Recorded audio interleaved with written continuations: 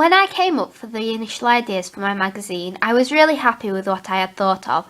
I thought the ideas were strong, and with some audience feedback I could produce a really good thought out magazine.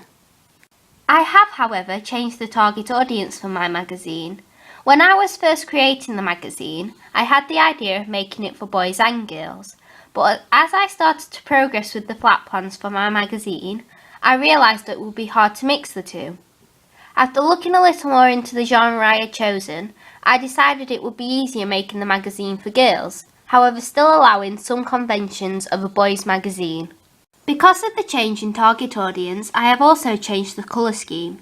I have stuck with the basic of black and white as the main colours, as they will go with everything. However, instead of going with block colours like red and gold, I have decided to change the colour of the magazine depending on what artist is on the cover. Because this month's magazine has a girl with a pink top on, I have gone for the main colour of pink with backing colours of black and white. However, the main colour will change with issue.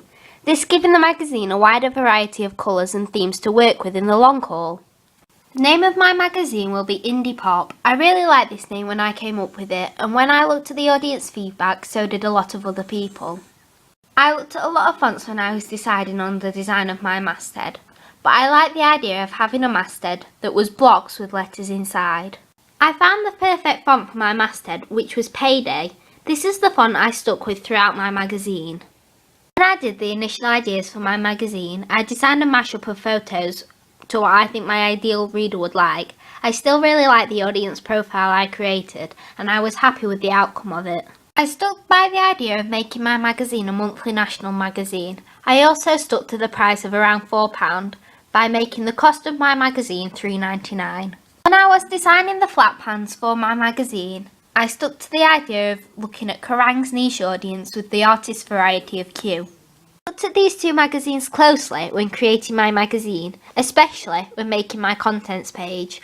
I like the idea of both contents pages, and I think I managed to bring them together well to create something different for my magazine.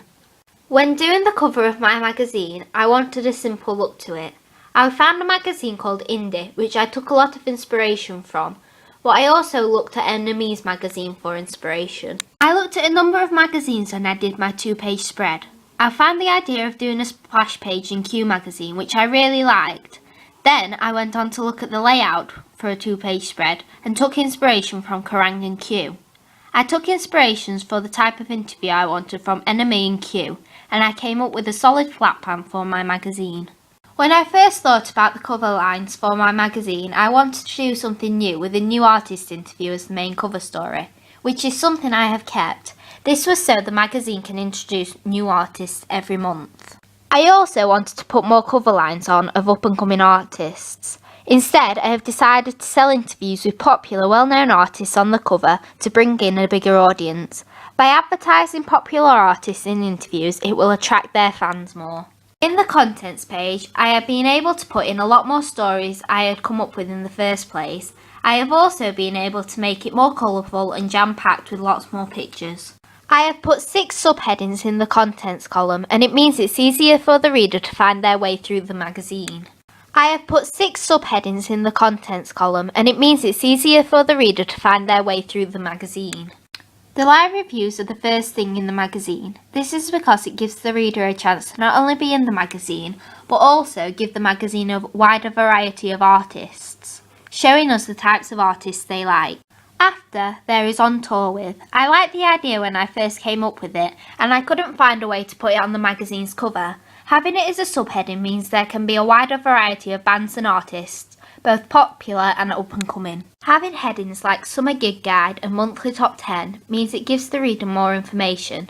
The niche audience I am trying to aim at will like similar kinds of things, so having a variety of festivals and top 10s means I can appeal to more niche audiences with a wider outcome. Putting the win bubble from the cover page onto my contents page attracts the audience from the start. By seeing a win sign twice tells them that it's important, just like seeing the cover stories will make them the main attraction.